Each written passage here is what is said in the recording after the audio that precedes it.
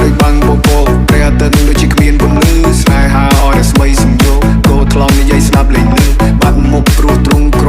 គុំតែស៊ាំតែគេថែមជំងឺអស់សេរីភាពចេញទៅណាទៀតខ្លួនដែលឆក់កដៀតគិតដើម្បីធ្វើមានមនុស្សជាច្រើនចង់កំណត់វាសនាខ្ញុំ